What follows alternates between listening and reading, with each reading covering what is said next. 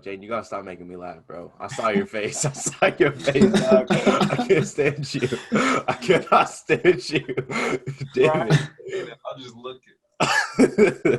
I'll just look over here. Then I'm not gonna even look at you. No, you good. You good. So, the first, second. All right, got you. Hello, everybody. Welcome to another episode of the Star Sitdown. My name is Kim Davis Jr., the podcast editor at the Star, and today we have two Black editor-in-chiefs of the University Star. The first one being Carrington Tatum, and the current editor-in-chief, Jaden Edison. Hello, fellas. Greetings. What's good? What's good? How y'all doing? Yo, I'm good, man. I'm just over here trying to get moved in. They got me doing all this adult stuff, trying to set up internet, as y'all learn. I feel like starting life is like, you know when you start a new story game and the tutorial way too long? Yeah. You just want to play the game. Like you just want to go do what you got to do, but they forced me to play this long tutorial and spend a bunch of money. So where you work at in Memphis? Yeah, so I just started, and I guess it's not public yet. So y'all getting Well, no, this drops next Friday, so I guess it'll be public then. I hope. Yeah, no, it should be public. If not, it's gonna be. Yeah, so I just took a job at MLK 50 out of Memphis. It's a nonprofit news organization focused on poverty, power, and policy. And I'm gonna be a general assignments reporter. So I'm going in to tell stories about the people of Memphis, which, if you know anything about its storied history of, the history of race and racism in the U.S., if you know anything about the economic effects of racism, Memphis is sort of an epicenter for, all of the issues that can go wrong with, an urban environment, throw racism on top of that, and you sort of have a group of people who are, I guess, more or less bearing all the consequences at once. And so trying to get in there, tell some stories, and hold some people accountable for it. So what brought you there? Yeah, so I got to MLK 50 in a roundabout way. The position actually comes through Report for America, which, for those who are not familiar, it's a part of the Ground Truth Project. And essentially what they try to do is take reporters and put them in news deserts or in places, that need assistance bolstering their coverage, but may or may not have the resources to do so. And so through Report for America, they reached out, and this is actually mid-pandemic. So, right after graduating from Texas State, I had what I thought was a great plan lined up, right? I was coming off my term as editor. I'd finished my last year at school, and I planned to take an internship with the Washington Post out in D.C. But then this coronavirus thing hit, turned everybody's lives upside down, and the Washington Post ended up canceling their internship program. And so I was, sort of, I guess, just caught out, like not knowing what to do. And I, through a connection I had made earlier in my, I guess, college career, I ended up interning for the Dallas Morning News for a while. And through that, someone else in my network from the DMN put me on to Report for America. And I initially applied for a different Report for America position. And they wanted me in that position, but I ended up passing on it for the Washington Post, funny enough. And so I had to stand there with egg on my face looking crazy because I thought I did something. But yeah, the Post canceled, and also a lot of people in the Report for America Corps also, for various reasons due to the pandemic, people just dropped out. And so they were looking to fill people because they still, it's a 2-year program. And so they still have all this time where they still need reporters. So somebody gave me a call. He said, hey, you ever heard of this place called MLK 50? And I was like, yeah, I have. Because if you're talking about, one, if you love nonprofit news and I guess what changing the business model can do for journalism, So if you love nonprofit news and you love, I guess, seeing more robust coverage of Black cities, Black communities, then you know about MLK 50. And so when they asked me if I heard of it, I was almost offended on the call. I was like, I know exactly what it is. Like whatever you about to ask me, like skip it. You ain't got to pitch me on it. Like put my name in. I'm trying to work there. And so they put my name in, did my interviews, met with the editors and the founder, and it all worked out. And I shipped out to Memphis. As of yesterday, I drove a U-Haul, pulled my car on the back. Don't recommend. Scariest thing you can do. Not for everybody. Not for me either. So I'm out in Memphis, working for MLK 50 now. Yo, that's dope. That's dope. I can't imagine like passing up the opportunity that they offered you, and then you're like, nah, man, I got these Washington Post. It's kind of a big deal. Yeah, bro. Like I thought I was saucy. So this is a question I have for the both of you, since both of you have been the editor-in-chief here. So do both of you like reporting better than kind of like managing and like overseeing, or what? Like, how do you like that? Like, do you prefer being out on the field and like actually being hands-on and kind of getting that firsthand experience reporting and asking the questions that you want to ask, or do you prefer like, hey guys, I want to talk about this, and this is how we can approach it? Yeah, that's a tough one. I mean, you sort of like aspects in both. I think the biggest thing is that, I guess, when you're out in the field, for me, that I love most is that I'm in control, right? Like I know how I like things specifically. I know how I want to execute things. I know sort of like, what you know, right? And essentially when you become editor, it's like, you're hired to sort of, you implement sort of a vision, and you hire the editors, and, they hire the staff and whatnot to sort of help you carry out that vision. Then there is also elements of like what they want to do as well within that. But at the same time, it's like you're trying to get everybody like on board to meet this like one specific goal, as opposed to if I'm by myself, then I know what that is, and I'm out there, like nobody has to tell me what I want. It's sort of, that's understood, right? So I think from that standpoint, like if I'm out, I'm putting together a story, like I'm already thinking like, okay, this is probably what, a good lead, can look like potentially. Or if I'm doing a documentary, it's like, okay, like I know I need to avoid this because this could be a disaster, like all those type things. And when you're editor, there's a lot more teaching where you're, you have a lot, especially in student media, right? It's not like we're in a newsroom at the Washington Post where you got experienced people applying and coming in all over the place.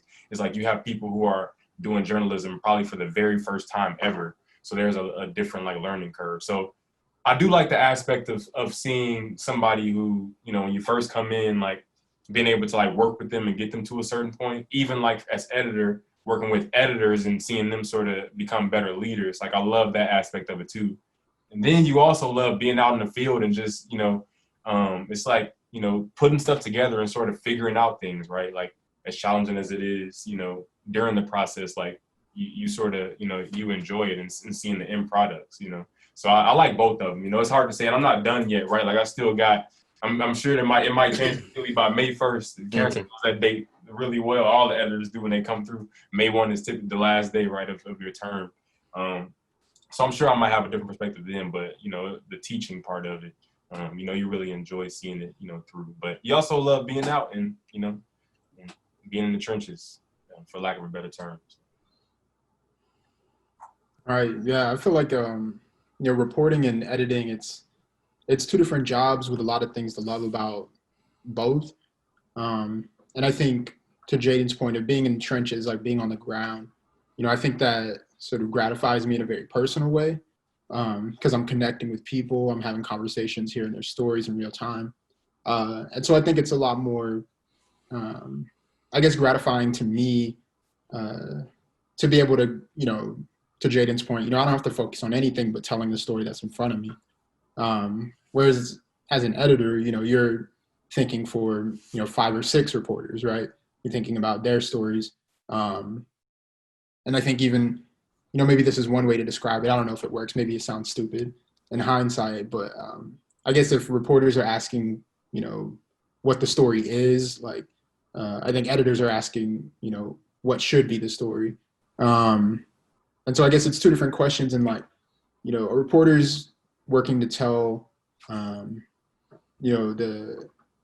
one story, try to get the point across, try to have an impact in that one sense. But I think an editor is stepping up and saying, okay, but, in the context of this community, what do we need to focus on next? What are our priorities? And even think of different newsrooms, right?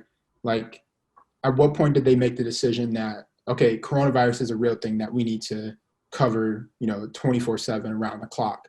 Not every newsroom makes that decision at the same time. Not every newsroom even has the same priorities when it comes to covering it. Do we just cover numbers? Do we, put out every new case? Are we telling people-focused stories? Are we telling business-focused stories? So there's, I guess, a lot of bigger questions that inform the jobs of the reporters. And so I guess for me, I think I just love both for very different reasons. I don't even know if I could say which I like more. Plus being an editor, you get to help other reporters. I think the best editors were good reporters because they know exactly what a reporter is feeling when they're working on a difficult story, or they maybe have an idea that's too big for them in that moment. It's also really satisfying to lock in with somebody and help them, I guess, tell the best story that they can. Jane, were you gonna say something? I was gonna say that the common thread is really, for me, right? Like Carrington sort of spoke on, it's like the people aspect of it. Like you have that in both of them. It's, little, obviously as editor in chief, right? You're a little bit more behind the scenes, I guess, right? Like there's more, like the Carrington said, you're working one-on-one with reporters, with editors. Being out in the field is, talking to community members and seeing, getting the climate, like the pulse of the community, the people that make the city sort of what it is. So there's two like special sort of dynamics in both of them, but yeah, you sort of enjoy both, right? Like I think it's all rooted in, like, you have to almost, like, you can't be a journalist and not be able to work with people, right? That's just, so yeah, the people is the common thread, I think. No, I got you. I understand, and I really like both of your takes because I think it's really fascinating, like the love that people have for doing the different positions and roles. Because I know there are people that like really enjoy copy editing, like like I couldn't be me. I don't like it, but I think it's fascinating, like when people have like that interest and that passion. And there are definitely people like at the Star who are like, yeah, I cannot see myself as an editor. Like that's way too much responsibility. I'd much rather just be able to go out and talk to people and write, the stories that I like and pitch ideas. And then there are people that like, I prefer being an editor rather than a reporter. I like overseeing people, and I like being able to help people. And yeah, I think people is the common thread. And I think both of your answers are really interesting, and I like them. I like them. Another question I had, obviously, or not necessarily obviously, but it's kind of preached about diversity in the newsroom, and like you want to have diversity of thought, different races. And what have your experiences been as Black journalists, because both of you have been doing this for quite a while? So what have kind of like the positives and negatives been, and the highlights and lowlights? I guess I'll start. I think, well, I guess starting with obviously the positive experiences and whatnot. I mean, just having perspective, like that's always cool. Like you sort of see things through a different lens, and like me and Carrington, he sort of, I mean, he probably speak to this too, but like we both have some similarities in it. Like we grew up, like we were able to get the Black side of things too, and then we were in some predominantly white spaces as well. So like you come in with like a perspective of like, a more broad perspective in general, in the newsroom. Like you sort of know what you're getting into, and like how people sort of, might think about certain things. You've seen a lot of different scenarios. And the positive, yeah, just being able to have perspective, right? And when it comes to connecting with people, because Texas State, right, it's, we're doing our project, right, the 11% of like Black students, or you're talking about the percentage of Hispanic students on campus. I feel like being a Black journalist, a Black reporter, I'm able to better connect with them more. If it's an interview or just general casual conversation, because there's sort of that common thread, like similar. Obviously, everybody's a little bit different, but there is that. You see what I'm saying? Like that common, like we sort of know we have the similar perspectives on life and whatnot. So I think you bring that and being able to help people, white journalists in the newsroom who might not see certain things, they might not be at a certain point, just because maybe they haven't been around certain circumstances and whatnot. Being able to help them get there or help them see things, through or consider things that maybe they didn't consider before, or like sometimes you might like this is the best example I can think of. It's like you might have a young reporter come in, right? And this is just based off, you're new to journalism, you don't know much, but you might have somebody come in and it's a story about, let's say, Black Lives Matter, right? And you might have 3 white voices in the story. I'm looking at it, I'm like, as a Black journalist, it might be all right to somebody who doesn't have, sort of those experiences and whatnot. But from my perspective, it's like, okay, like white flag, right, or red flag right away. Like, okay, you got to go out and talk to this person. Okay, this isn't acceptable. You got to do that. So being able to get sort of, reporters to sort of, think on that level, and editors too. Like it's not just, it's all over the place, right? It's professors as well in the classroom. Like not Texas State, SJMC are predominantly white faculty who might not see things, as clearly or connect with, there's not a lot of Lori Flukers around, right? There's not a lot of, Ronald Johnsons around to sort of, help, Black students or, students of color sort of navigate through certain things. So being able to serve as that for, people here, I think that's the positive. I think the negative side is also there's a, we're not perfect in that there's a lot more in being in college that we have to learn as well, right? But it's oftentimes when Black journalists get into these predominantly white spaces or journalists of color, right? It's like that person almost becomes like, quote unquote, the spokesperson for the community. And it's like, I still have a lot of learning myself I'm trying to do. Like, I don't know everything. I still have my own reading. Carrington could tell you when I first got here, it was like, it was rough, right? I'm like, I had some, but it was a lot more reading that I need to do and whatnot. But people they might come to you with questions. Okay, what do you think about this? That might be, considered like a black issue or I guess a Black topic and whatnot. But there's still a lot of learning and stuff there. So, so yeah, I would say those are the, I don't know if that sort of answers your question directly, but yeah, just the positive is like being able to connect with people with such a diverse community, university community, right? Where talk about, a special or really, special, Black student population who've contributed a lot, where you talk about like something like the African American Studies minor, that doesn't happen without Black students. So being able to connect, with, students and also, help the people within the newsroom sort of, think about things maybe they didn't see clearly before. Obviously, I was the other side was what I just sort of spoke on. So I know it's probably all over the place, but yeah. Yeah, to Jaden's point, I feel like that's, that ends up being the experience of a lot of Black reporters is, I guess it's not only doing your job, right? And then also having to be twice or 3 times as good at it just to stay in place. But then it also means like teaching your white colleagues, about things that they've either ignored or it's not knowledge they inherited because of whatever old traditions of white supremacy exist in that organization. And I think it's interesting because I've worked in what will be, I guess, 4 different newsrooms, including the University Star. And every newsroom is sort of at its own place when it comes to, I guess, either reforming or building, the idea of inclusion in their organization practices, in their coverage, in their philosophies. And so, but either way, you're always going to run into that, right? Of, I guess, to Jaden's point, like people look to you as the spokesperson. But I think also, Black reporters at the end of the day, like, we're no less adherent to the philosophy of journalism, right? Which also it's not in our job description to like be, like the resident Black expert, unless that is like your job somewhere. um, and so I think a lot of reporters too like are unplugging from that as well. Like, but it becomes a double-edged sword, right? Because like you want the institution to be better, you want the coverage to be better, more inclusive of communities of color. But at the same time, you'd love to just only be able to do your job like everybody else. And so it is tricky. And I don't exactly know, like at this level, I don't exactly know if there's an answer other than everybody sort of defining boundaries for themselves.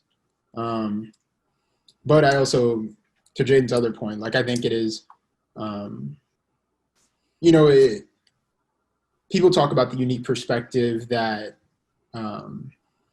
diversity adds to journalism. And I think it's not always about necessarily telling stories better. I think it's just telling more complete stories. Because I think to Jaden's point, if you are writing about Black Lives Matter and you only talk to white people, then it's fine. Like, white people can have an opinion on Black Lives Matter, but did you tell the full story? Like, who are you leaving out? Who's not being spoken to? And that can be true across issues of race, issues of class as well. I think that's also really important to remember. Is not just talking to, the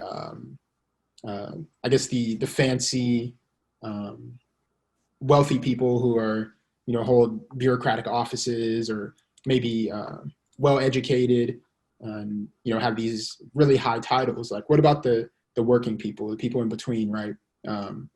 What about the people who are, doing the work with their hands, right? More so than with emails and phone calls. What is their perspective on these issues? They may not be as well spoken, and that's not to stereotype, right? Like, you'll find whoever you want, right? There's well-spoken people. There's people who are not well-spoken. Like, but I think a lot of times, especially in y'all space, right? Like, it's higher education, and so you're more likely to talk to people who are likely educated, and so their answers are crafted a certain way. And I think as reporters, our ears are also, tuned to look for quotes in a certain way. But I think we also find incomplete journalism in that sense too, because we're, looking at people from one walk of life.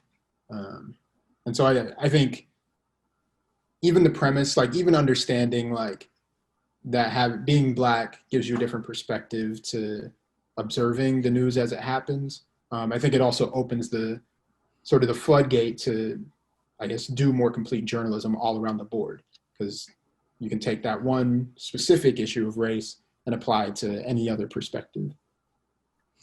So both of you touched on kind of like being the spokesman, like being the only voice in the room when it comes to certain issues. Like, for example, Black Lives Matter. People will say, hey, Jaden Carrington, what do you think about this? And you're kind of just put on the spot, to give your perspective.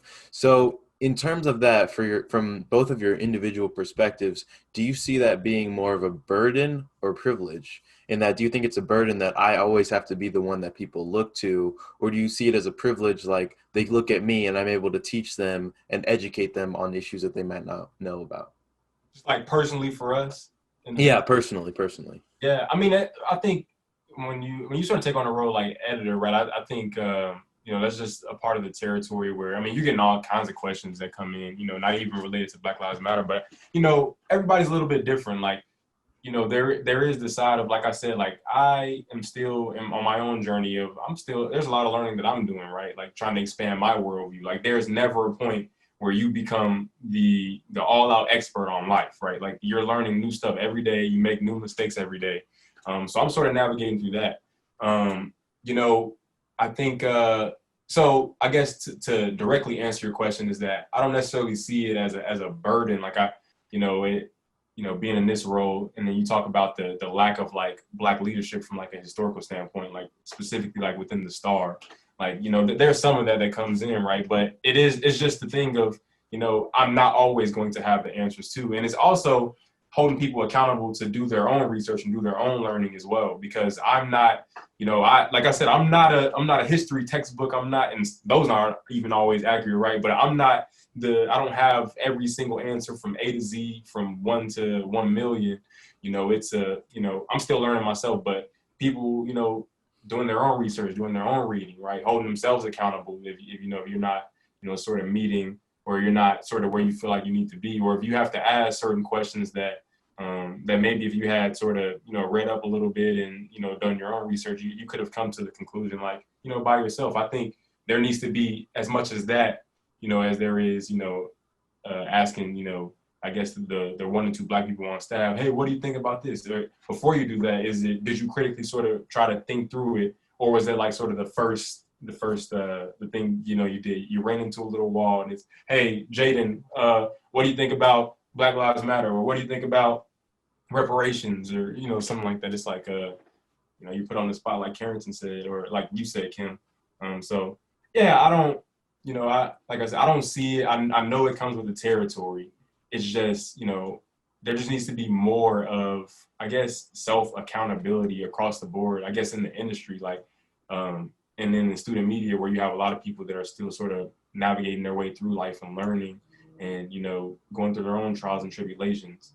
That accountability has to be there, right? Because there's not always going to be, a Jaden or a Carrington or a Kim around to always answer your questions. Like, you got to be able to critically think through things or whatnot. So I push that a lot as editor, right? Is sometimes people might come to me with a question where I might know the answer right away, but I might not give it to them right away, because I know that if they just like sort of think through the scenario, or if they take some time to really think through it, then they're going to come to the answer themselves. And I think that's going to benefit them more from a long-term standpoint, as opposed to me just telling them right away, okay, here's how you should, compose this social media post, or here's how you should compose this lead, or, whatnot. To, those are things that everybody has to sort of take on themselves. So until it becomes something where everybody feels it is their responsibility to,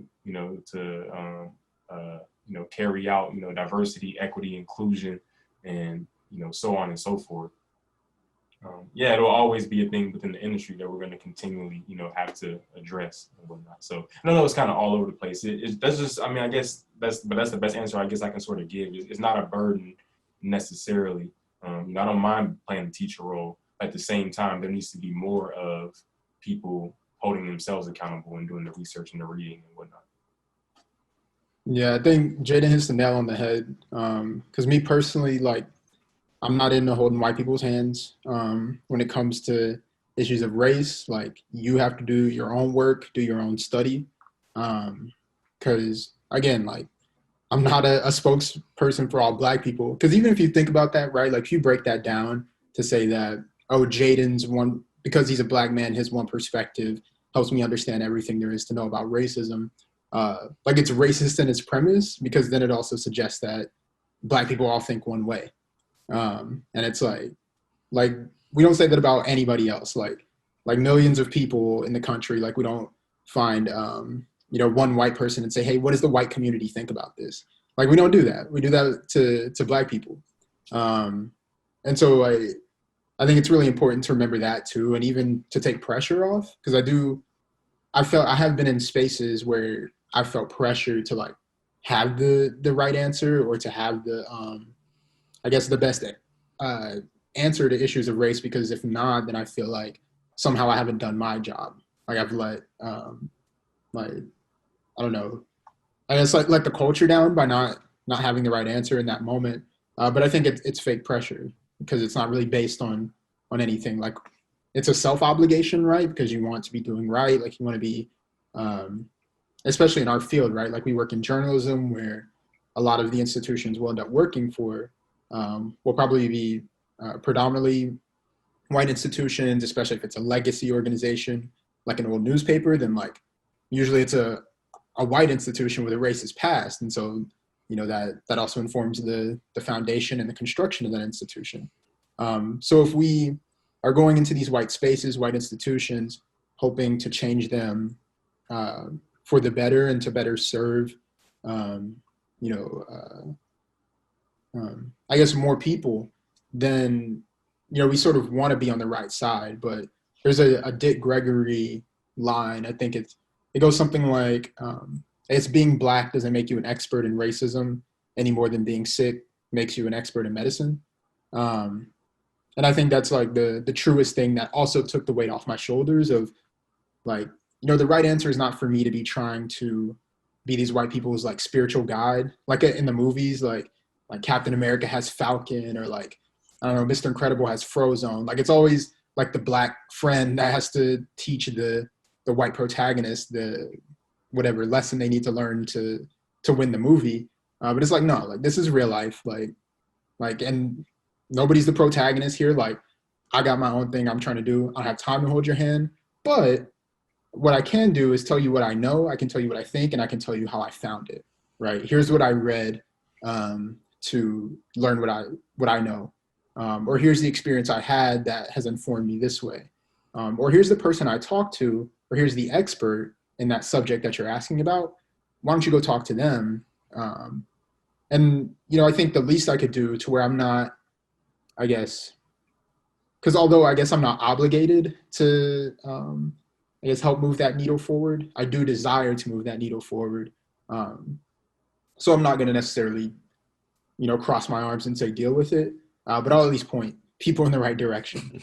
And I feel like that's a happy medium to, I guess, make sure in a weird way, I'm not, I guess, stifling my own work and my own output as just a journalist, right? Like not even as a Black journalist, like just as someone who's trying to document history as it happens. Like that, that mission should not come at the cost of trying to help, white people get over these different biases and gaps in understanding that like they need to work through. Like that's their problem, not mine. Mm-hmm. But the same could be true, right? Like, and flip that on its head too, right? Like there's so much I have to learn too, whether that be on issues of gender, issues of anything else. So I feel like that's a truism across the board. Yeah, and let's just maybe think of another point too, Kim and Carrington, because one thing that happens too is like you talk about like the feeling like I guess the burden side of it, right? It's like I almost feel like though, there's the issue, right, with diversity, equity, and inclusion, because there are so many newsrooms across the country where if you don't have, that Black person, or you don't have that, that one specific person to go to, there are just certain things that will fly that are blatantly problematic. Like, I don't know if y'all remember the All Buildings Matter headline that they ran. I think it was in Philadelphia, the paper they ran, right? It's like, you mean to tell me throughout that entire editorial process, there wasn't one person that saw that and was like, man, like that's going to be a problem, right? Like that just speaks to the overarching issue that's going on, right? So it's like there's an overall problem or lack of, diversity, equity, and inclusion, in newsrooms, because if you're only relying on one person to sort of to catch, the things that might be problematic, or catch the things that are inaccurate, or catch the things that aren't telling the complete story, then there's a really systemic, problem, within your own space and whatnot. So that's what I was saying, is like people holding themselves accountable, right? Is that there needs to be more, it shouldn't be a thing of, hey, let's go to this one person to ask. Maybe, having, that roundtable meeting where everybody's giving different perspectives because everybody has done the proper research and properly, work to educate themselves to where everybody can equally bring their perspectives to the table. And then y'all collectively come to the best decision. So a lot of newsrooms don't have that, right? It's like you rely on, the one or two people that you hire. Some of them, right? Some of them you don't even hire, right? It's like, oh, I'm gonna give this Black person a fellowship or an internship. And that's, we're diverse, right? That's one thing that kills me, by the way. I hate to see that. It's like, oh, we're making all these efforts toward diversity. Here's a fellowship. Like, okay, that's fine, but that's going to end after 2 months. So what comes after that, right? But like, yeah. So I think there's some of that too. But the more people hold themselves accountable, or we all start holding ourselves accountable, I think the better off we'll be as an industry. Until then, it's like we're going to continue to run into the same issues. See, and that's like, to your point, I think that's like a management solution, right? Like if I'm a manager and I run a team and I run that headline, like as a manager, my next solution is to hire people who would have spotted that in the first place, right? So I've done my company good. Like I've made the business better, but the, I guess, human or like social solution is for all of those people who are in that room who let it fly to also get more educated. And I guess broaden their perspectives. Because again, like like on paper, like sure, it's bad management to only have a certain type of people in your organization, but beyond the business benefits of it, or the PR benefits of it, like everybody should just be striving to have a better understanding of race and I guess of the politics of race. Going on my next question for the both of you. So Jaden and I have talked about this, about like the trying to teach objectivity in journalism and how they preach it at SJFC. And Jaden, you can speak on this a little more, but like as Black journalists and some of the times some of the few Black people in the newsroom, you have to kind of be a little subjective because your experiences and your voice matters. And if you try and just focus on both sides, I feel like you know you may be shedding light on the wrong thing when you have a perspective that's unique that can add value. So Jaden, can you kind of illustrate to Carrington what we've talked about in terms of objectivity and being a Black journalist? Yeah, first and foremost, right? Like, it's something I've sort of had to unlearn over the years, right? Of like, and everybody's, and this isn't just to be clear, right? This isn't a thing that's just unique to Texas State or school journalism and mass communication, right? Like these are industry-wide problems, like in every newsroom, right? Where from like the roots of journalism is rooted in like this false notion of like doing things completely down the middle, right? I mean, it doesn't exist. Like, I mean, you think about it, right? Every decision you make as a journalist, like, I mean, any decision you make, there is, some form of subjectivity in it, whether it's, okay, who am I going to talk to for the story? Or how am I going to construct this lead? Or from a management standpoint, who are we going to hire? Like, there's no, is no such thing as like being completely down the middle. Like, it's impossible, right? I think it goes back to Carrington's point earlier in that, true objectivity, right, is telling the complete story. Like that's what it sort of comes down to. So the best way I can think of it, right, is, we've been, one thing, this is the perfect example right here. We've been taught, like as journalists, right, is that the word of law enforcement is, that's the end all be all, right? Like we get the law enforcement perspective on that and we can run with that and we're good, right? And that's sort of something that we've had to sort of unlearn, right? Is that, there's always, that's not the complete picture, right? So, you might have, law enforcement, in terms of everything that's been going on recently with racial injustice, say, hey, this person was resisting arrest and this person was trying to do this, that, and the third.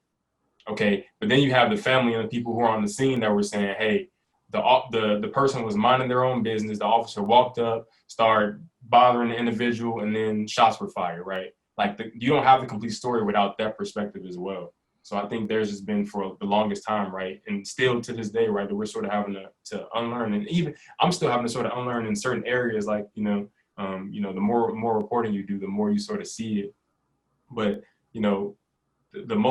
the best way, I guess, to be objective, right, is to tell the complete story. We talking to Brent Lewis from the New York Times. I know you remember, he was at our Camp Star, and Brent Lewis made a great point, right? Like the whole thing of covering protests from a photojournalist perspective, right? Like, okay, it's fine. Like, okay, there are, in some of the cities, like there were, protests where things were being set on fire and there were windows that were broken.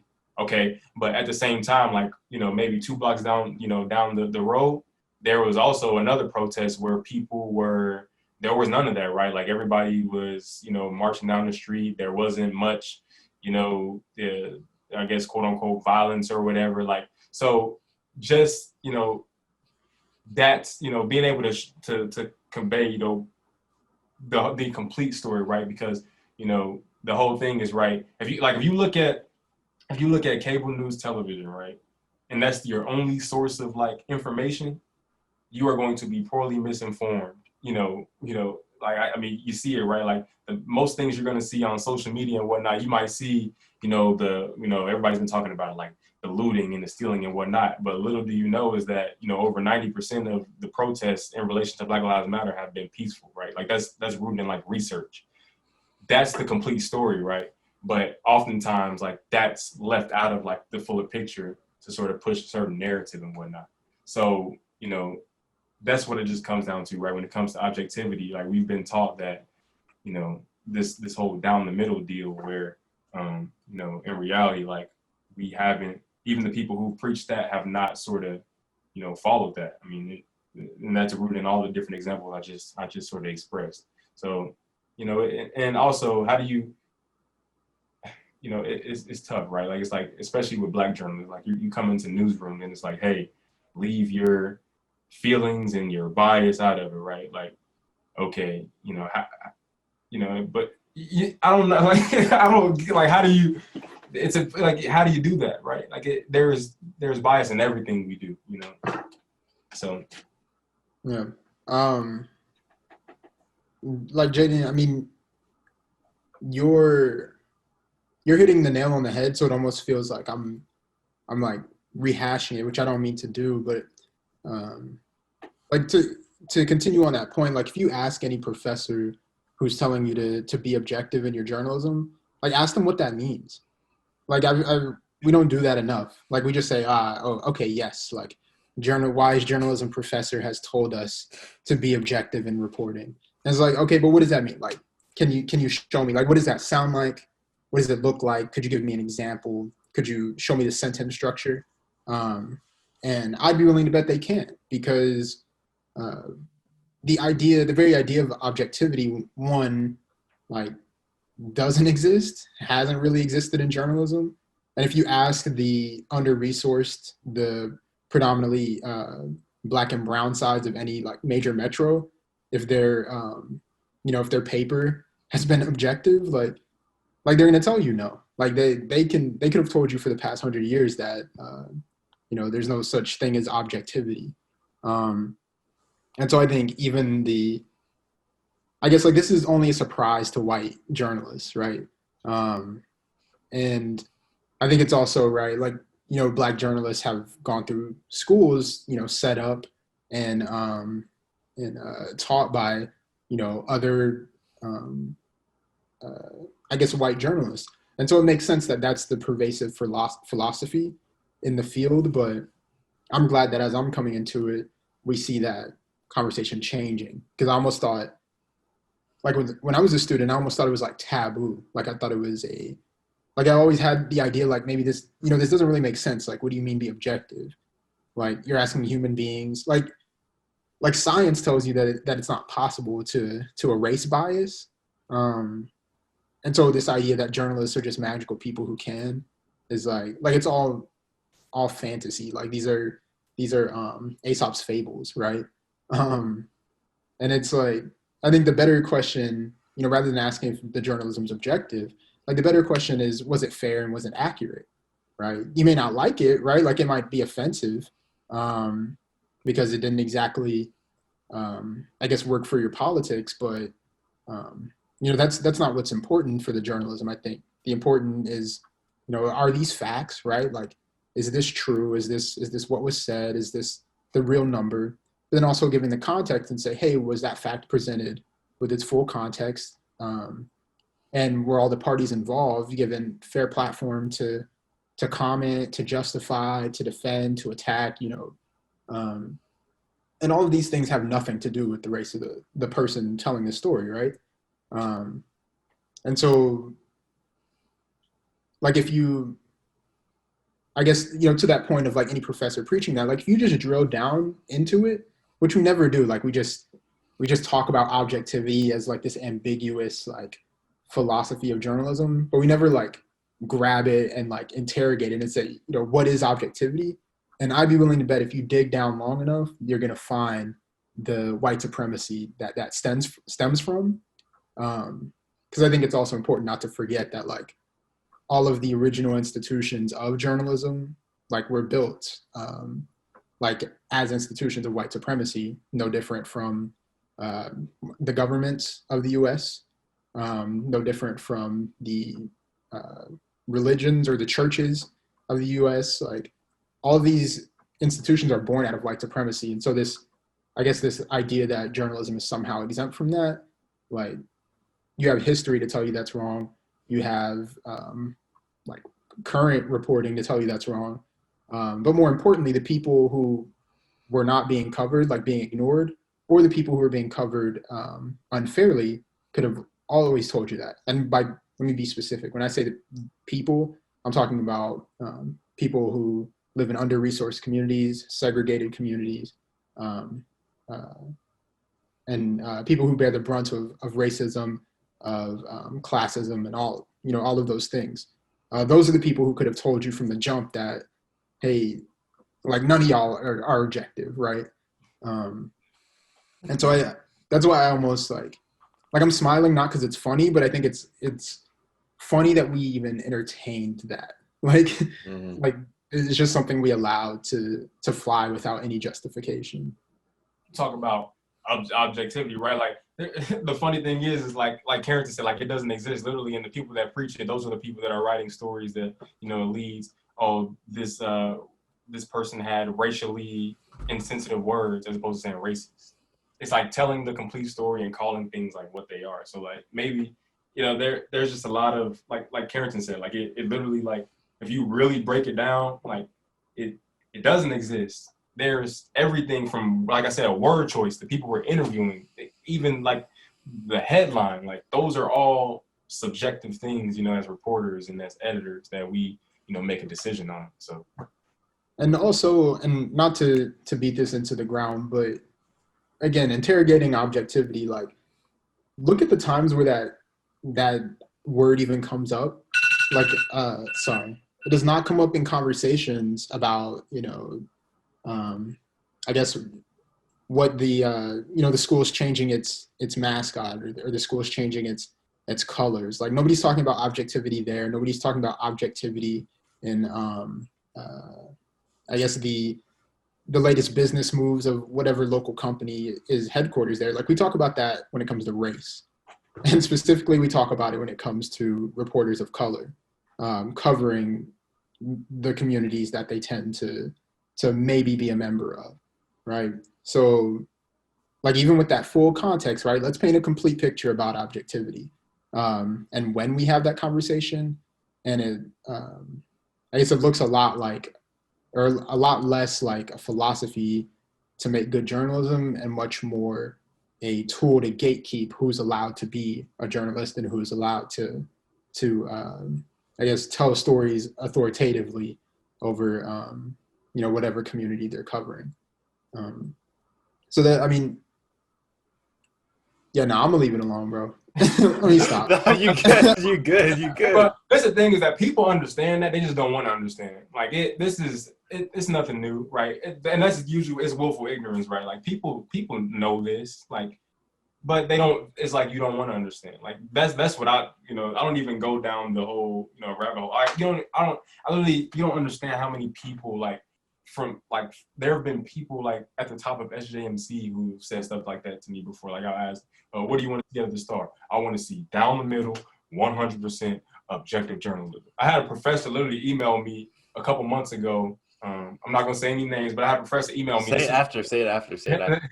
Bro, you're saying that like I didn't hold this whole job, bro, and talk to these same professors. Like, come on, bro. The professor emails me, and it was actually like a helpful like tip or whatever. It was something like, it was like a small like thing, like word distinction in the story, and I was like, okay, that's perfect.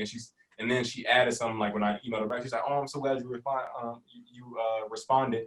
I'm really happy to see the Star and this young journalist really putting in the work. Like we need more objective, down the middle, 100%, no bias journalism, because there's not a lot of that going on right now. That's pretty much what the message was. And that's when she sort of lost me. I was like, oh, all right, well, appreciate you for reaching out. You take care now. Have a good one.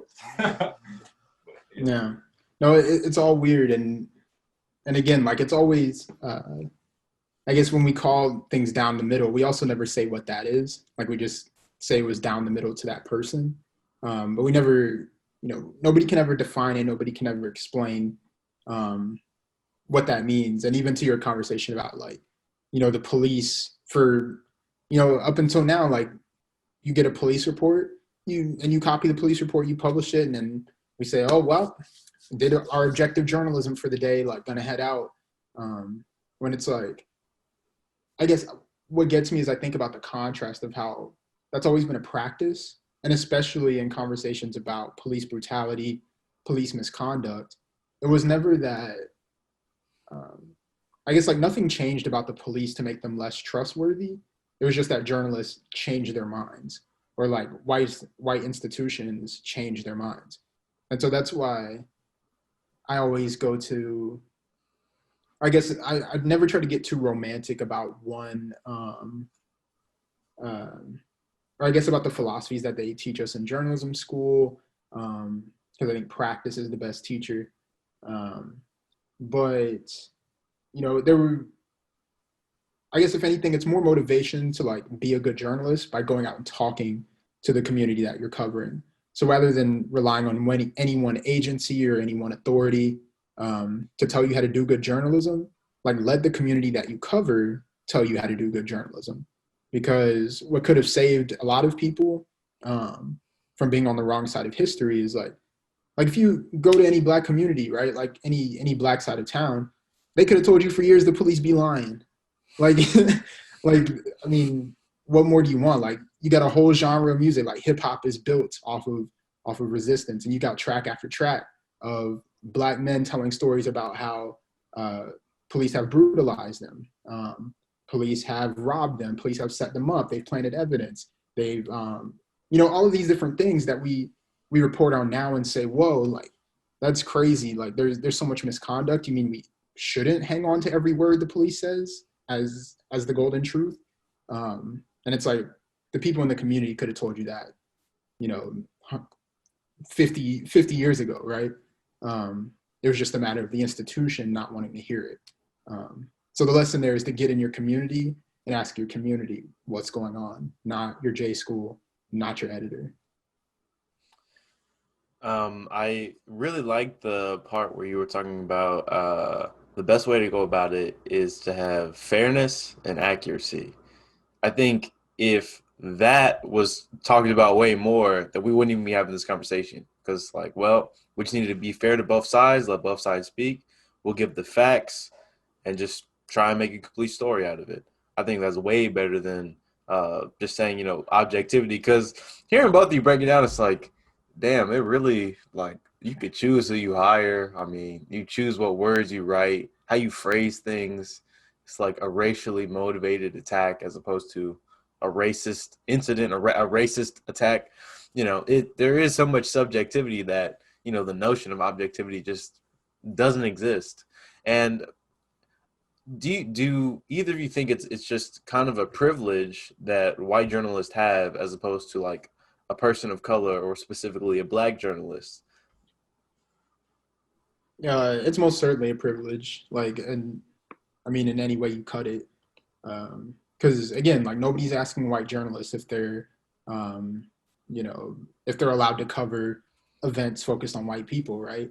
Like they don't have to deal with that. Nobody asks if they're objective. But Black reporters want to cover Black Lives Matter. They want to cover a protest, and then suddenly there's all these questions and also the backhanded memos, like the mass emails about, just a reminder, our values are to stay this way about a protest. Like, all of the coded language they use to disguise it as well. Like white reporters don't have to deal with that, and they're allowed to report on the white community all the same way. And like, I feel like I say the phrase white community in jest because I don't want anybody to start using that seriously and think like we should be saying Black community, because I despise the phrase when people are like the Black community is up in arms or the Black community is outraged. Like what are you talking about? Like millions of people are a community. Like, okay. But I guess to your point, like it's a privilege in every sense that their job, like they just get to do their job. And if anything, that's all like our ancestors have ever been asking for is like, can I just do my job? Not yours, not hers, not harder, not easier. Like I just want to do mine, if that's cool. Yeah, you nailed it right on the head, right? It's like the whole, nobody's asking, when you hire a white reporter, you assign to a beat, it's, there's never those conversations of, hey, just a reminder to, leave your bias out of, or I don't understand like the situation. The best thing I can think of, right, is like at the Gazette, right, with Alexis Johnson. She posted this was like this would have been months ago, where she posted after a protest or something. She posted like a picture from some country singer like concert or something, and like the venue was like trash and all that stuff. And she put like a very sarcastic caption that says something along the lines of like, "Hey, these like rioters and looters are like going crazy," and it was like to show like how like ridiculous like people were sounding and whatnot. And the Gazette took her like off the protest beat, and like she now like works at Vice News like after that. Like it was a whole thing. But like that situation, like that doesn't happen with that, at least in my opinion, right? That doesn't happen where you sort of you switch the person out. Like that's something that is unique to Black journalists and journalists of color, right? Where it's like when you're covering things where people might be impacted. It's there's always that conversation, right, of hey, the whole objectivity thing we just talked about, right? Like that's more so relative to those situations, but you don't see that across the board apply everywhere equally, and it's an issue.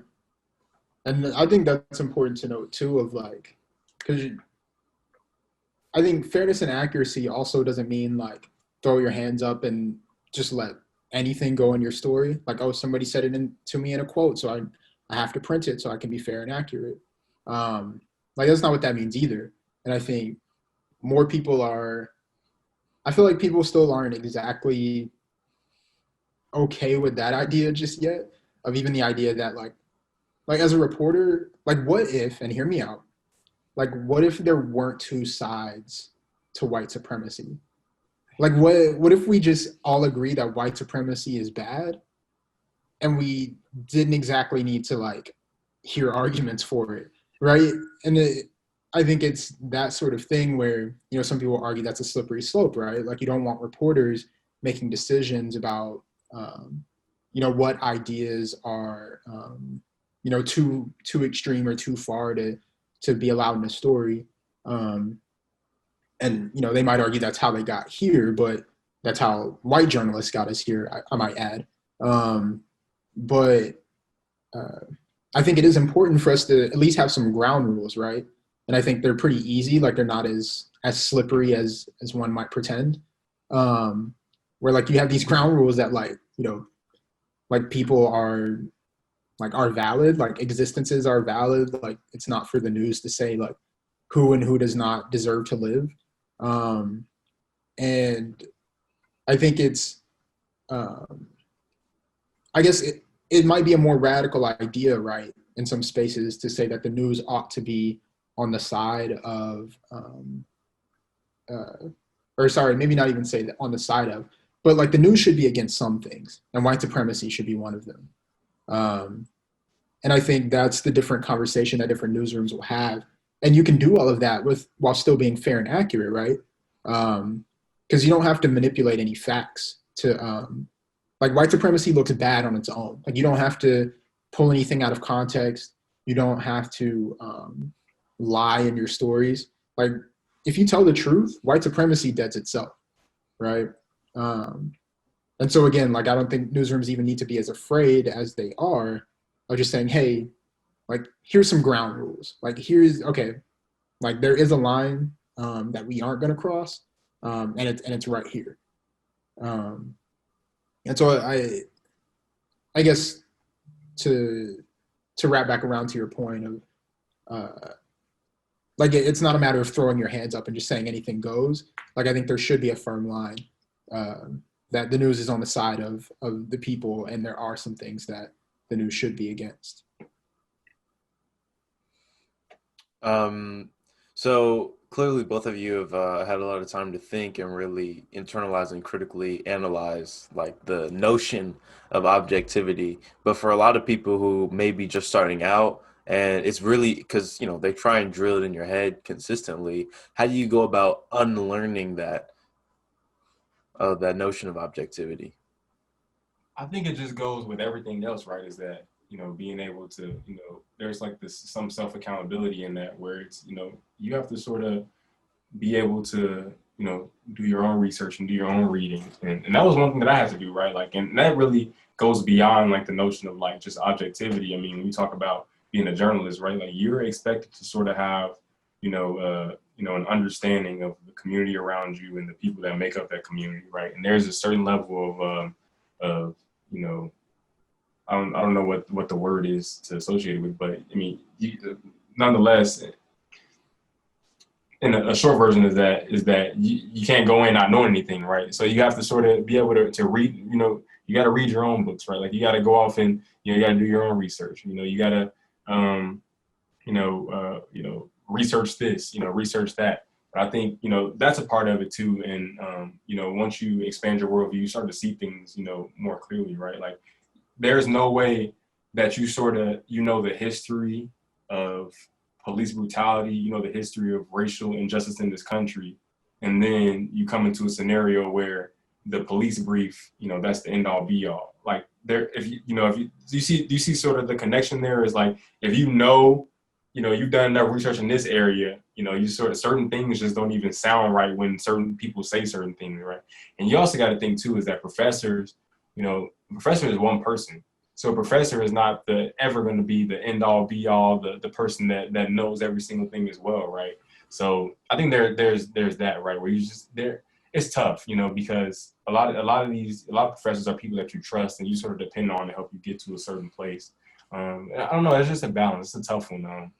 For me, I can only speak for myself and sort of how I've sort of navigated through everything is that to give some credit, like I've learned, I guess maybe some foundational things through maybe through like SJMC and whatnot, things that are going to help me moving forward. But a lot of the things that I've learned has been through, conversations with people like Carrington or, other people that have been here before, or in my own, me realizing, okay, I don't know enough. Like there's, or there are certain things that like, I'm like, I want to know more about this just out of, curiosity, right? Like I remember last summer, I was like, my memory on like World War II, like I want it to be even sharper than like what it is now and what I learned in A push, right? So I went back and I went on Netflix and just watched that the World War II in color documentary to get more like the specific details from like historians and whatnot.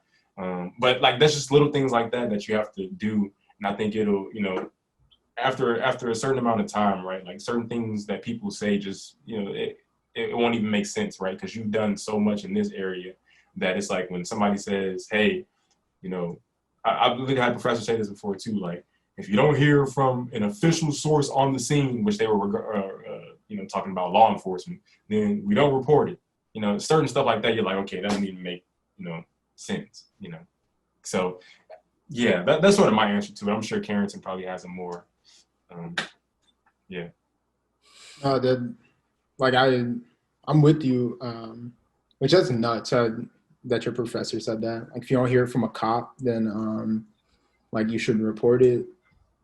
Anyway, we just a side note, we literally had a whole practice scenario in class, like about like a scene or whatever, and like if there was like a quote from somebody who claims to have I guess seen the incident, and if you use that quote like within like the story and whatnot, then you got like points off. Because like it didn't come from an official source on the scene, which would, like I said before, in that case, been law enforcement.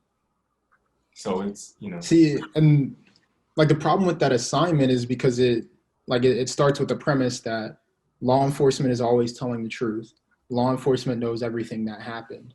When like neither of those are true, I think if the professor wanted to make the assignment better, they would encourage students to use information that's verifiable, right? So it doesn't exactly matter that it came from the police officer or the person who was a bystander.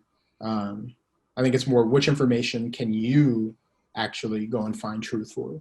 Because there are some things like, again, like I'm not going to walk out on the street and interview 3 people who are there and think I got a complete story. I think it's more I guess finding the leads, right, of, who can I ask that can give me an exact answer, or what document can I find that can give me an exact answer, or if one is not reachable, giving that context and saying, hey, here's what we tried, Here's what we found from that. And here's, the context of what that means.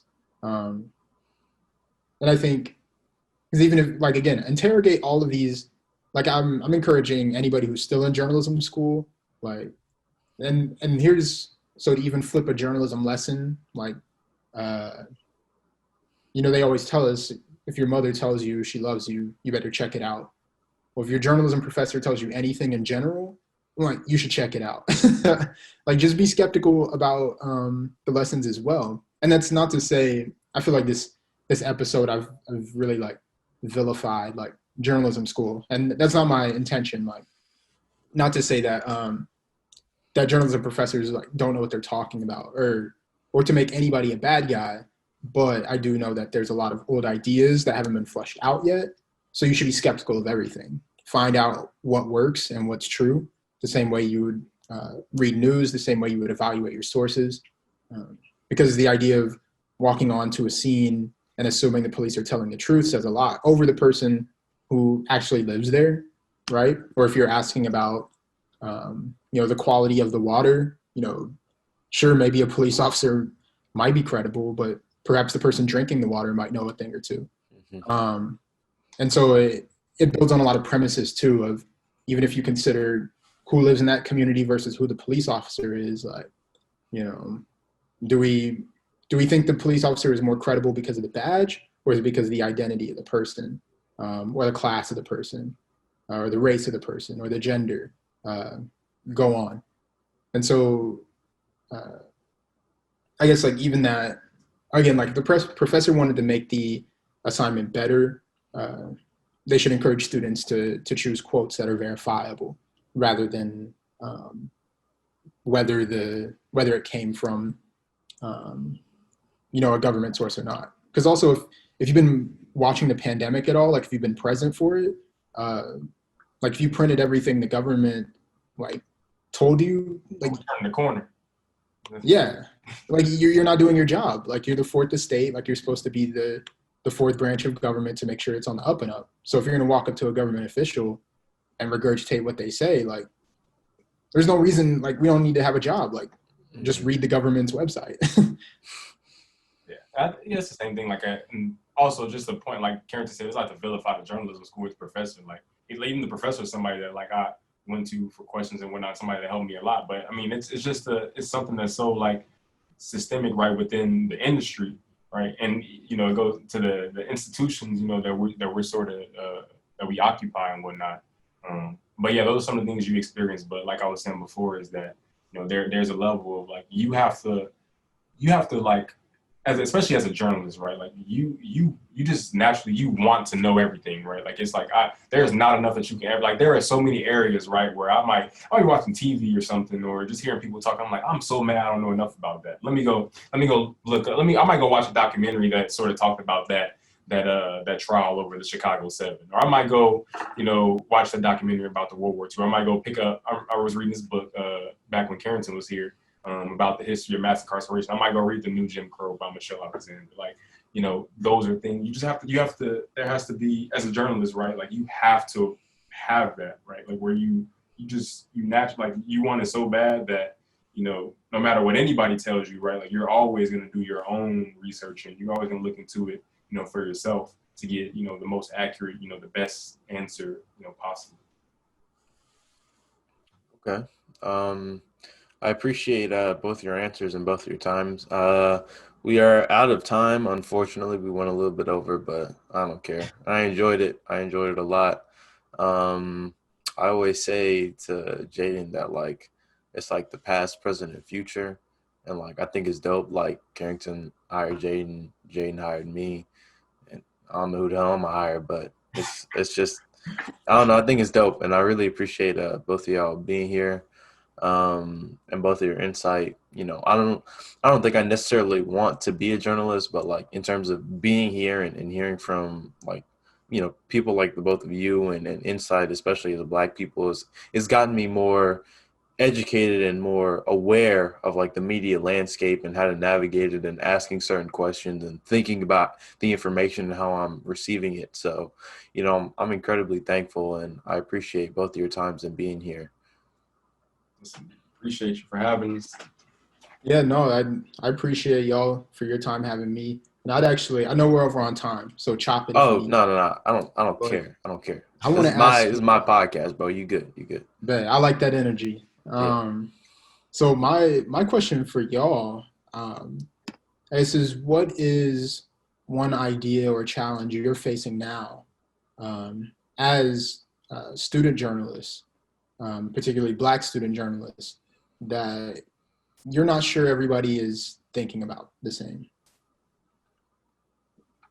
That's a tough one. I mean, I don't know. I mean, aside from the things that we sort of, man, I mean, it just comes down really to, man, like when it comes to, I guess it's another point too, is that when it comes to diversity, equity, and inclusion, like that's not just a within the newsroom thing that needs to be addressed. It's also the coverage. Like that's another big part of it, right? Is that that's sort of we've had to as editor for sure. Like I've since day one, like we have to be present, right? Like so when the protests were happening in San Marcos, it was like we need to be at every one. I don't care if it's back to back 3 days in a row. Like we're gonna be out there. We're gonna be present. I guess it was getting people to understand sort of the why part, because I think a lot of times is that, especially here at the Star, one thing I've experienced is that because I think you have a lot of great people with great intentions, but a lot of people sort of go through the motions, right? Like they're doing stuff. They don't know why they're doing it, right? So like an editor might tell you, hey, go get, 3 sources, all from different backgrounds or something like that, all 3 different perspectives. Like, okay, you're going to do it because the editor told you, but you don't know the why part.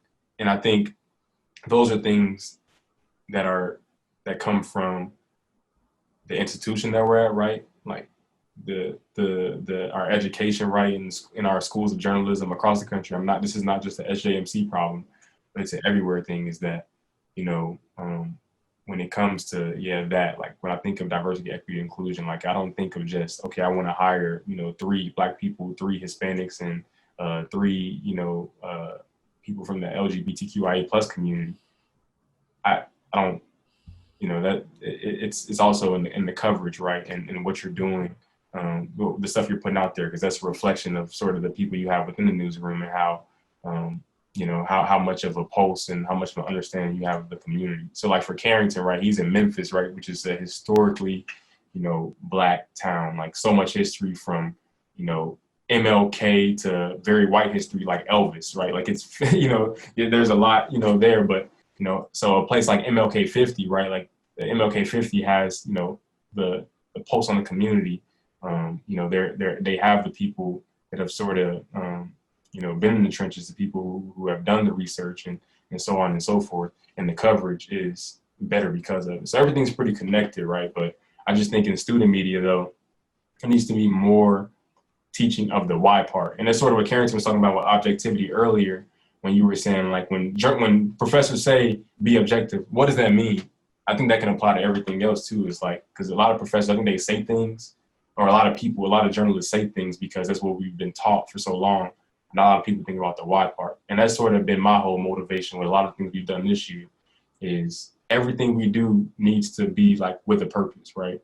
So, if you decided to, do this instead of this, okay, do you have a reasoning as to why you did that? Can you explain it to me? When we go out and we say, hey, you need to have at the very least 3 sources in your story. Okay, do you know the why part, or are you just sort of doing it just because the editor told you to do it? So I think there needs to be more teaching of, I keep going back to that, the why, and I think that's gonna, help us in the long run, is that we have to do things with purpose and reasoning. I think a lot of times we move blindly. We don't question enough things, or we don't think about things critically. And that's where we run into a lot of issues, I think. So for me, it's harder to answer that question just because of my position and the time that I've been here. Because I got hired in March, after talking to you and doing the interview with Jaden, and then that was literally when everything happened, So I never really got the opportunity to go out in the field, and actually, like, I still haven't been to the newsroom. I haven't met a bunch of people in person, so it's hard for me to answer that question more directly. I will say though, the difficult part is kind of like having people understand kind of the perspective as Black people. Like on our ed board, we have three. Well, now we have five Black people, which is great. But prior to that, we only had three, which was me, Jaden, and Bianca, the PR director. And when we were thinking and coming up with ideas on the Pointer Project and the 11%, like, there was kind of like those people that were like, yeah, I like it, but, and it's like, okay. And, but it's like, you don't really get why this is important, why that, the school has been, this school's been around for how long, allowing Black people in, and that number hasn't changed significantly in God knows how long. Like, does that not seem odd to you? Like, can we not dissect that and try to understand and get stories from all these people, especially in a time like this? And, a lot of the ideas that were floating around weren't as good as the 11%, and, the names, and it just wasn't as good. And we had a really good foundation and we could really hone in, but a lot of people just weren't on board at first because they didn't really get it. And I think that kind of goes back to what Jaden was saying with the why. And I think that's kind of just what I've experienced thus far. And, like after we had that meeting discussing the 11%, it was me, Jaden, and Bianca on the phone. And, we talked about it, and it's like, I don't really think they understand the importance of this and the impact it can have. So I think if any difficulty I've had thus far, I think that's one of few, but I have not experienced very many in my tenure here. Got it. Yeah, so you're saying you feel like you have to sort of justify these journalism projects or journalism that centers Black people.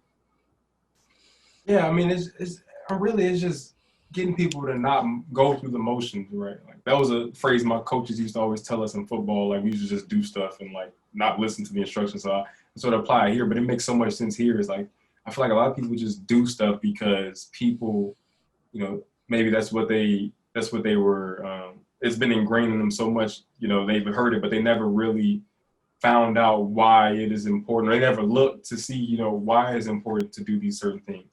So, when you pitch something like the 11% project where you're trying to do a year-long project focusing on the 11% of Black students at Texas State, and then you got people questioning, or not questioning, it's like literally like the conversation we were having, it was like Kim said, that's a great idea, but I think we should focus on the pandemic.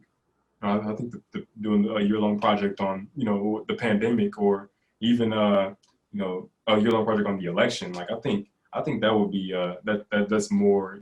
Yeah, I think that makes more sense for us. It goes back to that. So I don't know. It's a lot of things, I always come to that answer just because of the different experiences I've had within the newsroom, right? Like, man, like when I had that one conversation, and Karen, you know about it. I had that one conversation a year ago where I had two white women telling me that literally, like, it was, first of all, we were trying to have a battle, the oppression Olympics, right? It was like, okay, white women are more oppressed than Black men. Like, That's cap. That literally came out of people's mouths in this newsroom.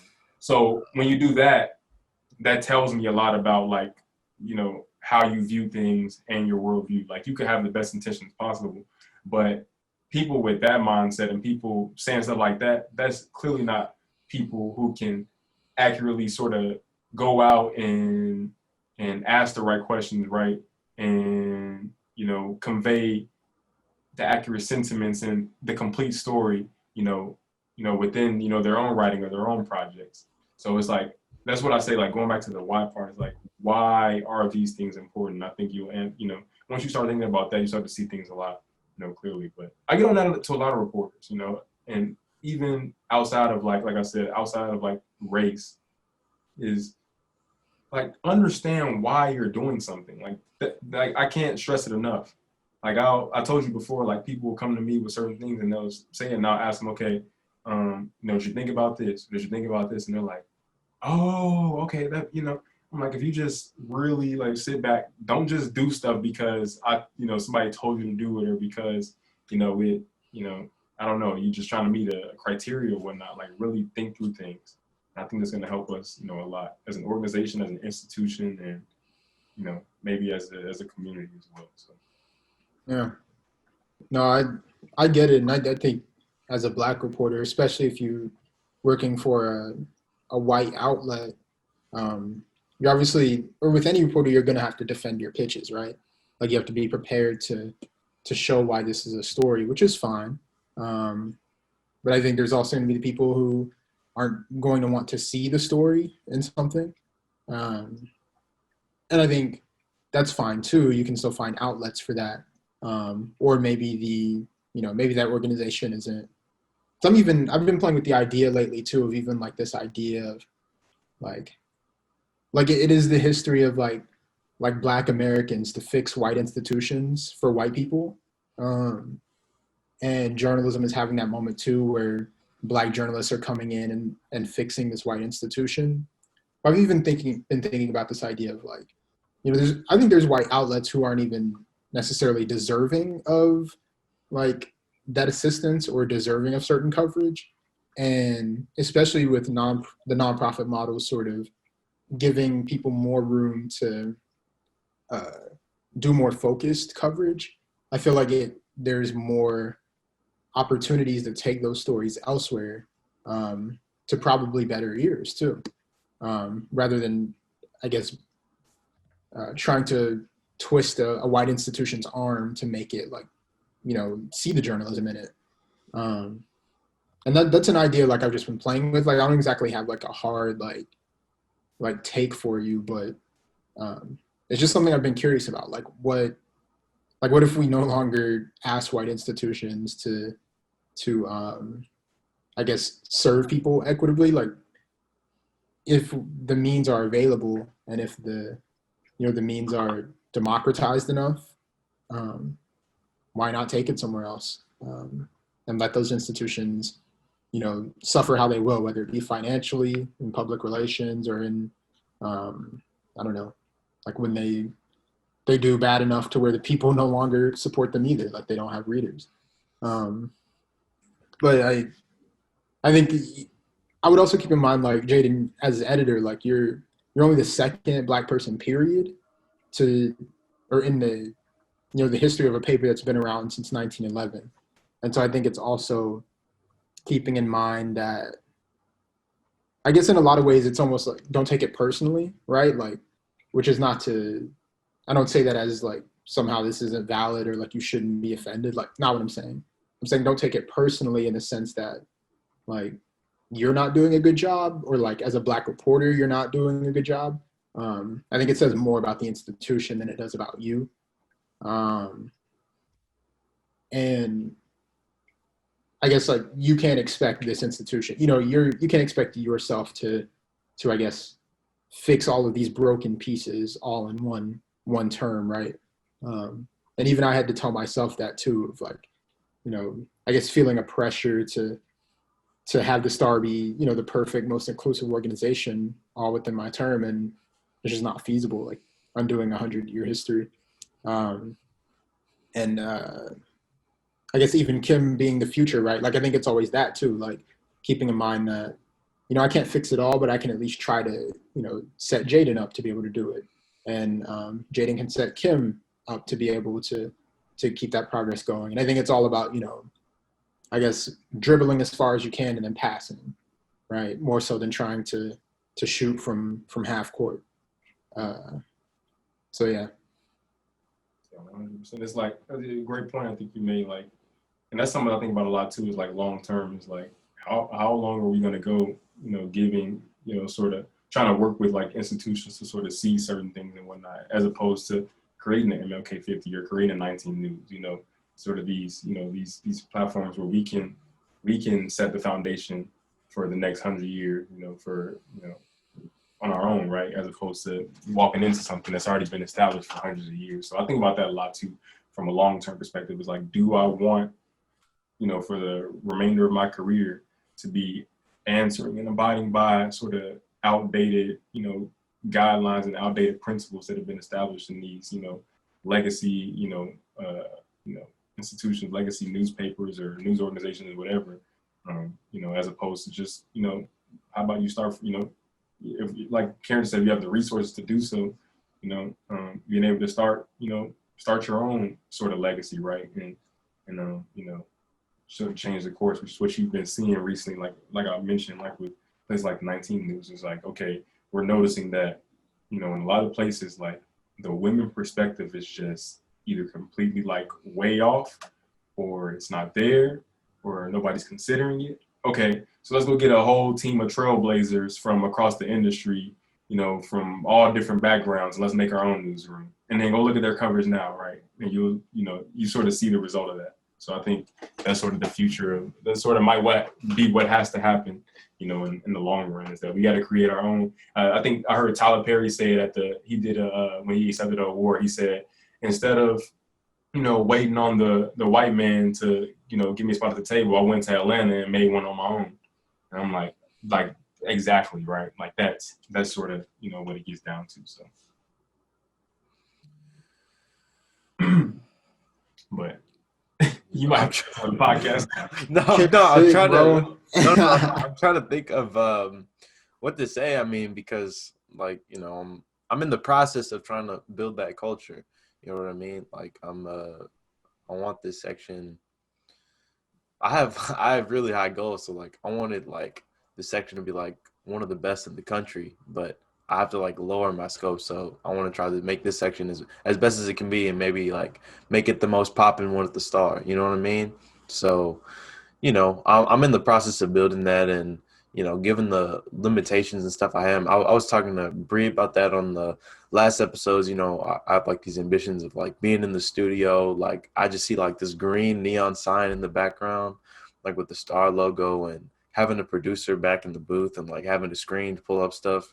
Just like I have these goals, and like I don't know, I feel like I'm in the process of doing that, and you know, like I'm like y'all saying, like I'm the future, so you know, I want to carry on that tradition. You know, I want to like Carrington. You know, you saw me at the career fair. You hooked me up with Jaden. Jaden hired me. I want to do that for somebody. You know, I wanna get up and coming Black students who are ambitious and really want it. I want to give them a shot, and so they can mold this and keep the culture going. You know, so that's really all I have to say. Yeah, that's all I have to say. Specifically, and let me add this real quick: Black women. Oh yeah. No, Keep that in mind. most definitely. You know, I feel like Black women's voices are oftentimes muted. You know, and you know, I feel like Black women have the struggle of not only racism but also misogyny. So they're fighting two fights. So yeah, most definitely. Thank you for Exactly. adding that. And I only say that because I keep that in mind. Even as I was, because you know, it's a lesson. Like when I'm sitting back as editor, right, trying to be intentional about how I hire and be proactive about how I hire. And I told this, I think I said this in Star Camp, where you know it's not enough to just post the job on your website and say, well, you know, only white people applied, so sorry, can't. You know, that's why my staff is all white. You know, that's not good enough. And then even in the same point of, you know, if we're all shooting for the same goal to create a more inclusive Star, so that way the coverage will be more reflective of the community the Star serves, then that means looking at all of your your teammates as well too. And you know, like we got Black men in here, but it's also important to remember that like there's Black women too. So like you don't always have to shoot, you don't always have to you know, pull up from the 3-point line. Like never be afraid to pass it, and we should looking to pass it. That's sort of that's not only the mindset I had as editor, but even today, you know, always looking to. It's about creating avenues for people, right?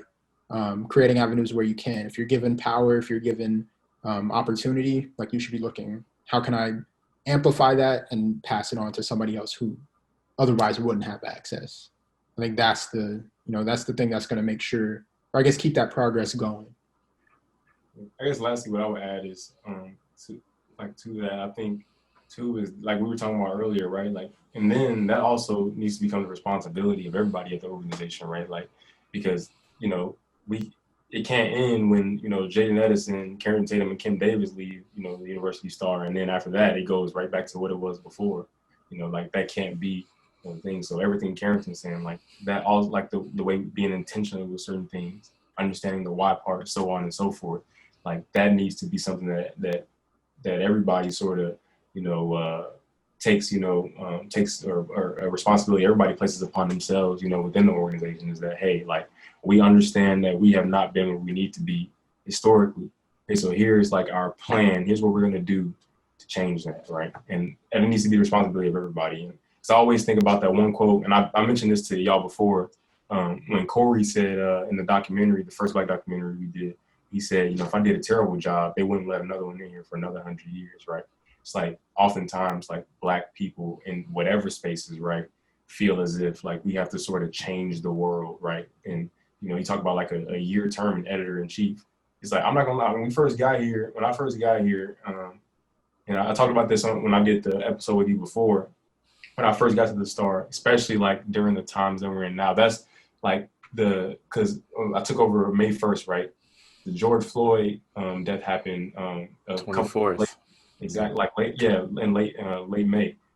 So, and then that's when you started to see everywhere, the protests and whatnot. And all of those have been going on forever, right? Like, this was the one time, like, you don't expect, like, that's something that, George Floyd, that happens in Minneapolis, right? You got people in San Marcos protesting, like, and every single day, and like vocal about it. So there is a lot of pressure from that standpoint. And then there was like a racial reckoning across newsrooms, businesses, people speaking up and speaking out about, people like not showing up to work because, their employers hadn't been, doing things the way they should be doing. Like, there's a lot of pressure in that. And like, okay, I'm a Black leader. I'm the Black leader, the editor in chief of this news organization.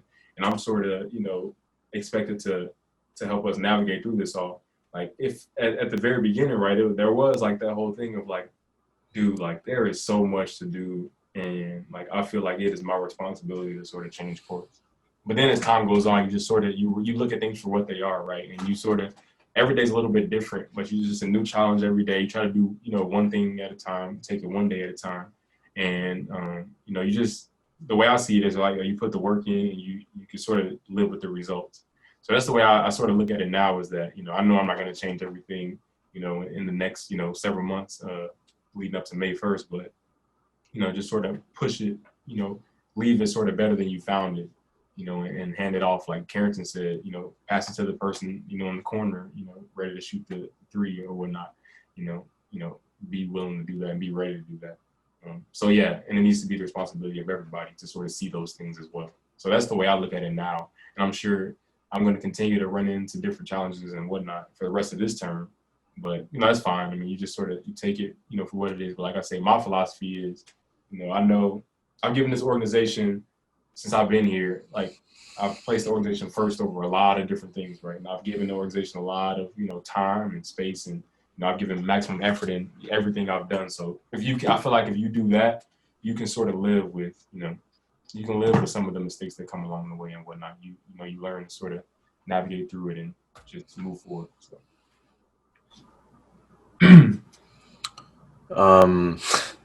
We got a meeting in 14 minutes. Oh, we do, don't we? I gotta send this in. Yeah, y'all wrap it up, man. Yeah. Like I said earlier, thank the both of y'all for coming, and I appreciate having both of y'all time. I know y'all are busy, so it means a lot. I respect the hell out of both of you. So just thank you. I'm very appreciative. And Carrington, good luck in Memphis, bro. You're the type of person to put everything into what they do. So I thoroughly believe you'll be very successful, and I can't wait to see you grow and continue. Jaden, you're doing a hell of a job here thus far, bro. I don't tell you this enough, but I'm proud of you, and I'm excited to see how you continue to mold, the Star as a whole, and I'm looking forward to it. So, likewise, thank you. Appreciate you for having us on I here. appreciate that. Yeah. And y'all about all right, man. All I say is just give people the shot, because Carrington in Memphis now, he about to go crazy. I already like, there's certain people you just know, like, if you give them the opportunity, it's over with. That's how I feel about like y'all. So it's like they done almost messed up by letting him go to Memphis, and now it's crap. Yeah, no, I appreciate it. It's humbling that y'all believe in me like that. So I'm gonna try to hold up my end, make sure I deliver. But I'm extremely proud of the two of y'all, because it's I don't know, I always wondered if I guess the ideas that I started at the Star, and I guess what even me being the first Black editor, what that represented. I wondered if that was a flash in the pan. I wonder if that was going to be more Texas State Black history that would be sort of washed away with time. But I don't worry about that anymore because I see the work Jaden's done. I see the work you're doing, Kim, especially. I think a lot about meeting you at the career booth, and just like you can just look at people and you just you hear them talk, and you see something different, like you just know. I knew that about Kim, so that's why I'm never. I guess I don't worry anymore. Like I know it's in good hands. I know y'all gonna keep keep doing good journalism first and foremost, but then also keep looking for ways to make sure that journalism is better reflective of the the community y'all cover, more fair, more accurate. So, proud of y'all. All right, thank you, brother. We'll talk to you later. Is that for the Star Sit Down? See you guys next Friday.